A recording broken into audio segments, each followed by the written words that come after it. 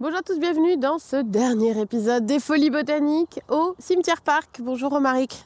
Bonjour Annelise. Il y a plein de trucs à dire sur ce Cimetière Parc, vraiment. Ça fait un mois qu'on se balade dedans, t'as vu, et on en a encore à peine fait un quart. On n'a même pas fait le tour, mais là on est devant un bel énergumène quand même. Exactement, il faut dire, à tous les coins d'allées, en fait, souvent les plus beaux sujets sont mis là, notamment le long des grandes allées, aux intersections. Bien en évidence. Exactement, on a un arbousier. Non mais il est super lui. Il est superbe, hein. Il y a l'écorce dont on dit qu'elle se desquame, les écorces qui s'épluchent comme ça. Et elles sont superbes, cette couleur rouge est vraiment épatante. Et c'est ça veut pas dire qu'il est malade ou quoi? Non. Il est effectivement, il sèche, on voit des feuilles qui sèchent. Et nous, au Jardin des Plantes, on avait un magnifique, super, et malheureusement, il est tombé cet hiver. Et il desséchait comme ça aussi. Donc c'est un arbre, je sais pas, un petit peu fragile peut-être. Mais bon, il a vécu peut-être une centaine d'années, hein. Et donc cet arbousier, c'est un croisement entre l'arbousier Unedo, qui est l'arbousier qui vit dans le sud de la France, qui fait de l'arbre à fraises, arbouze. Tu vois, les petites arbouses, c'est plein de petites fraises. Qui se mange, tu veux dire, du coup? C'est ça. Ouais, il n'y a que ça, voilà. Même si je crois que si on mangeait trop, c'est pas très bon.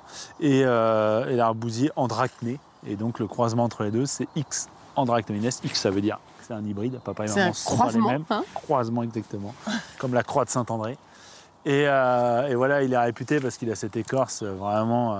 Alors qui se desquame, mais qui est hyper lisse aussi là par endroits, quoi. Voilà, c'est-à-dire que quand elle s'est desquamée, voilà, elle est toute lisse en dessous. Et elle devient un peu jaune-verte là en dessous après, ou il reste toujours rouge? Non, elle reste toujours rouge. Elle reste toujours rouge et l'arbre donne des petits fruits, voilà, des arbouses. Voilà, l'arbousier donc. Exactement. Pour commencer.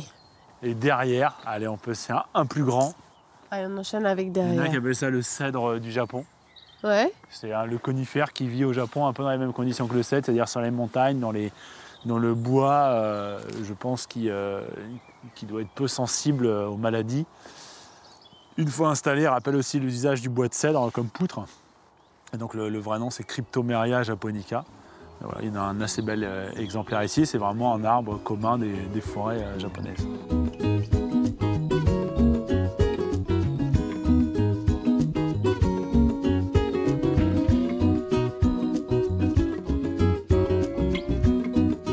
Alors là, derrière nous, il y a un énergumène dont tu avais envie de parler. Oui, c'est un platane. On a déjà vu des platanes, mais les feuilles sont très découpées, sont très digitées, c'est-à-dire qu'en forme de doigt.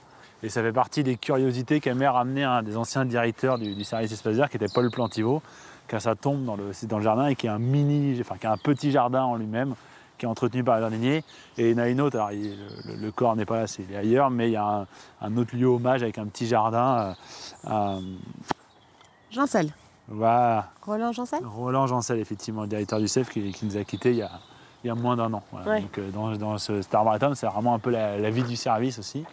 Et Roland Jancel adorait prendre des moutons trouver des moutons à 5 pas, des arbres qui n'existaient pas ailleurs. Voilà. Et donc on a aussi une collection d'érables, en plus des chênes, des viornes, des camélias, des houes. Donc il y en a un, la feuille très découpée, tu vois, on ne connaît pas vraiment l'érable. C'est un érable, ah oui, d'accord. Ouais, c'est un Acer Negundo. Et là-haut, il y en a un autre qui commence à avoir les feuilles rouges toutes fines là-bas. Ouais, en hauteur là. Exactement.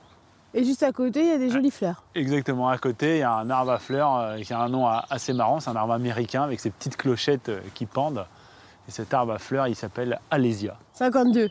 Exactement. 52 avant Jésus-Christ. Exactement. Ou après ou avant? Je crois que c'était plutôt avant. Avant, hein. Mais la petite différence, c'est qu'il y a un H devant Alésia. Donc cet arbre à fleurs, et dessous, une des stars qui est assez fréquemment citée. Flash. Ici, voilà, clac. C'est ce noisetier, donc la feuille assez classique du noisetier, si ce n'est que la feuille est peut-être un tout petit peu tordue. Mais c'est surtout les branches qui sont absolument... Elles sont bien tordues là. Plus que tordues. Elles sont tortueuses. Exactement, on dit que c'est un noisetier tortueux, donc c'est un noisetier classique en termes d'espèces.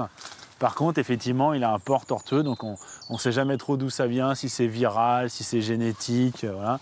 Il y a d'autres arbres qui font ça, il y a des hêtres qui sont connus à Verzy, à côté de Reims, on appelle ça les faux de Verzy. Il y a des frênes, il y a pas mal d'arbres qui sont tortueux, voilà. Et donc, entre autres, les noisetiers ont cette particularité-là, enfin certains noisetiers ont cette particularité-là. Et là, c'est un bel exemplaire. C'est vrai qu'il est beau. Hein. Il est beau, hein, ça donne... c'est assez magique de voir des branches aussi tordues. Et il donne des noisettes quand même ou... Ah oui, ça donne quand même des noisettes, hein, les noisetiers tortueux. Ça ne gêne pas, si ce n'est que ça fait jamais un très grand arbre du coup. Ouais. Mais sinon, il pousse comme si de rien n'était, si ce n'est que tout est tout le temps tordu. C'est déjà la fin de notre balade au cimetière-parc. Hein. On en a vu beaucoup, mais on n'a pas tout vu. On a vu quelques exemplaires de chacune des grandes collections, c'est l'essentiel. Après, il y en a, dans ces collections, il y a plein d'autres à découvrir. Il y a plein d'exemplaires aussi uniques. Et surtout, c'est beau ensemble parce qu'il y a des fleurs. Et c'est beau à l'automne.